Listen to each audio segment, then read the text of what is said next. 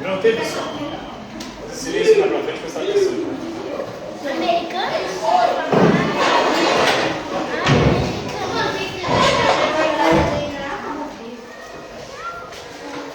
Senta aí, a cadeira lá. Não desculpa não.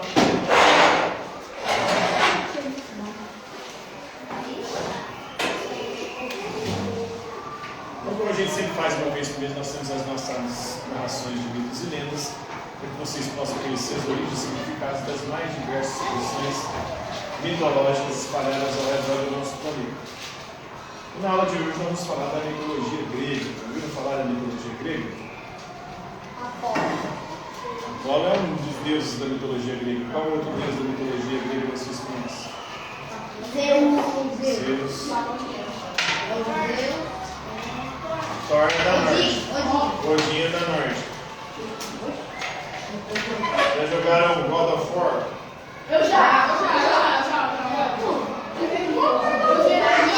Os primeiros jogos de God of War foi sobre a mitologia grega. O último agora parece ser da norte. Os últimos. Mas, dentro da mitologia grega, nós vamos conhecer hoje o mito de Apolo. Apolo que era um deus de múltiplas funções.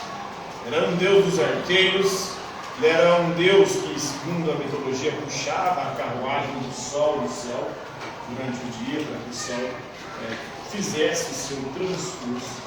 Ele era considerado o deus da razão, o deus da medicina, o deus também da música. Um deus de múltiplas tarefas. Ele era filho de Zeus com Leto. E dessa união acabou dando os B.O.s que nós vamos conhecer agora. Né? Nós temos o primeiro episódio é o da lira. Como que Apolo passa a ser um grande instrumentista, um grande tocador de lira? Tudo começou quando ele era um pastor. Mas aí ele era também muito tarado. Ele viu uma moça passando, se apaixonou por ela, foi atrás dele e largou o gado. Enquanto ele largou o gado, o Hermes, o deus mensageiro, que tinha uma sandália com asas, ele foi e roubou o gado de Apolo. Mas o Apolo, além de ser o deus disso que eu falei, era um deus também da profecia. Ele sabia prever o futuro e adivinhar as coisas. E ele viu onde Hermes tinha escondido o gado, foi atrás do Hermes. Na hora que ele chegou lá, ele ia mandar flechada no Hermes.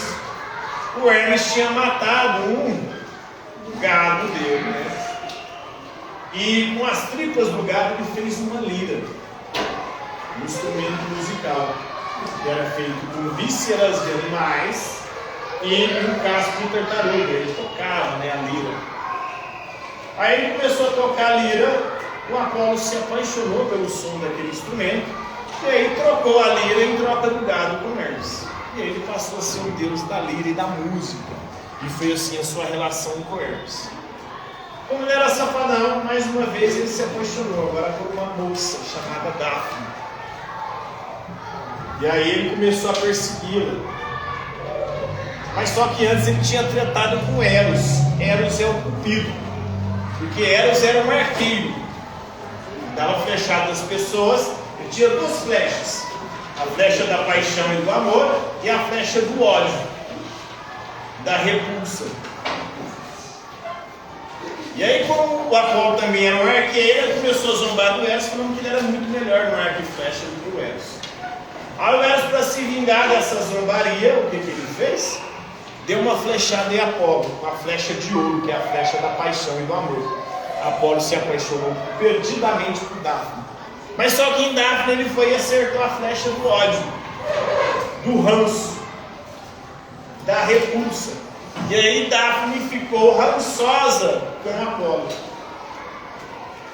E aí quanto mais Apolo tentava pegar Daphne, mais a Daphne fugia. E a Daphne estava aguentando mais ser perseguida por Apolo. Ela pediu ajuda para Zeus. Zeus foi e transformou ela num pé de louro, num loureiro. E aí ela se transformou numa árvore. O Apolo então perdeu a sua amada. Mas, como prêmio de consolação, ele pegou os louros da árvore, do loureiro, e transformou em uma coroa. Passou a usar a coroa de louros. Essa coroa que, inclusive, nós temos as Olimpíadas que aconteceram agora. As Olimpíadas é uma invenção dos gregos. Lá não existia medalha de ouro, de prata e de bronze. Lá os vencedores somente ganhavam o prêmio. E o prêmio é a coroa de louro, que é o símbolo da vitória. Ai, que a deusa da vitória. Então, a coroa de louros é esse símbolo, né? E o símbolo também do amor de Apolo por Dafne. Esse amor nunca concluído, esse amor frustrado, esse amor trágico. Depois tem o episódio também em Delfos. Delfos acabou se tornando a cidade de Apolo. Por quê? A mãe dele, Leto, morava lá em Delfos. E aí então, era a esposa de Zeus com ciúme de Leto, porque Leto tinha engravidado de Zeus. Ela foi e mandou uma pita, uma serpente gigante, matar a mãe de Apolo. E aí a Piton foi lá para atacar a mãe de Apolo. Apolo conseguiu chegar antes. Como ele era um bom arqueiro, ele conseguiu acertar flechas. Ele era o deus da cura, da medicina, e as flechas dele tinham dois poderes: o poder curativo, mas o poder também de envenenar. Porque esse é o poder do remédio. O remédio, na dose correta, ele salva.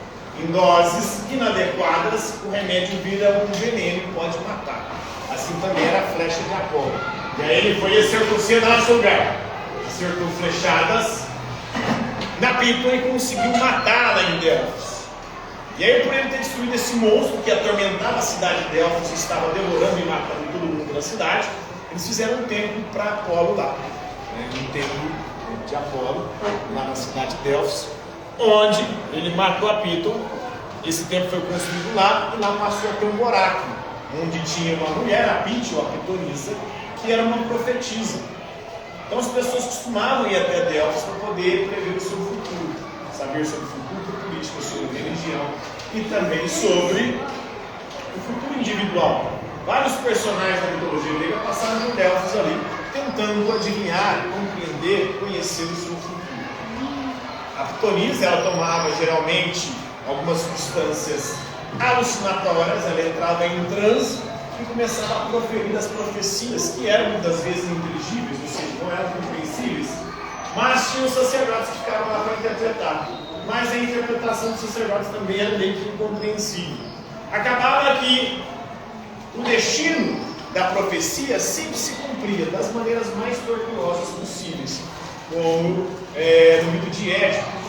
Édipo, que quando a mãe dele engravidou dele, o oráculo disse que o filho ia matar o pai e ia casar com a mãe.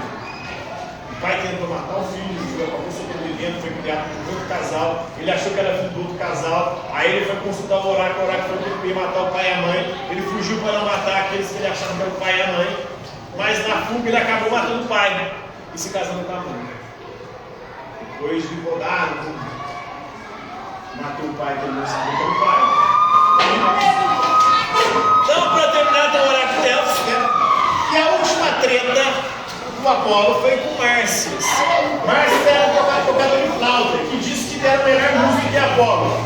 Apolo ficou puto e eles vão fazer uma disputa. Vamos ver quem toca melhor, eu, a minha lira, ou você, a sua flauta. Nesse duelo musical, deu empate. Aí o Apolo falou: vamos desempatar então, tocando de cabeça para baixo. Quem conseguir tocar melhor de cabeça para baixo, vence. Mas só que a flauta, quando você vira de cabeça para baixo, ela não toca. E a lira tocou. E aí o Apolo venceu e escolheu essas vidas para ousar desafiar. Então assim é o mito de Apolo.